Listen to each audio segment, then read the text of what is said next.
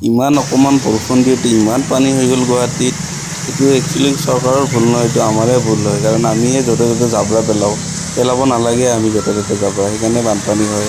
আৰু গুৱাহাটীত বাৰু হয়ে দেচোন বানপানী, তথাপিও আমি অলপ চেফ চাইডকৈ জাবৰাটো পেলাব লাগে, তেতিয়া ভাল আৰু যাতে ড্ৰেইনবিলাক জাম নহয়, যাতে প্ৰব্লেম নহয়। কাৰণ সেই আমাৰ কাৰণে আজি ৰাস্তাত প্ৰব্লেম হৈ আছে অহা যোৱা কৰা। অলপ বৰষুণ দিলে ইমান পানী হয়, চবেই অলপ যদি ভালকৈ যদি জাবৰাবিলাক যদি GMCH যদি দি দিয়ে বা য'তে ত'তে নেপেলাই ভালকৈ যদি ৰাখি দিয়ে, তেতিয়াহ'লে কিমান ভাল, কিমান পৰিৱৰ্তন হ'ব, কিমান চাফা হ'ব গুৱাহাটীখন। আপোনালোকে ভাবকচোন একবাৰ, কিমান ভাল কৰি ৰাখিব পৰা যাব আমাৰ গুৱাহাটী চহৰখন।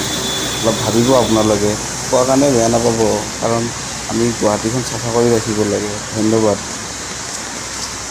কাৰণ মই কথাখিনি কিয় ক'লোঁ গম পায়, মানে যিহেতু কোনোবাই মানুহ পানীত মৰি আছে, কাৰোবাৰ গাড়ী ফাঁচি আছে, কোনোবাই ৰিক্সা ফাঁচি আছে, কোনোবাই কামত যাব পৰা নাই, কোনোবাই কাম কৰিব পৰা নাই, আহোঁতে অসুবিধা হয়, যাওঁতে প্ৰব্লেম হয়।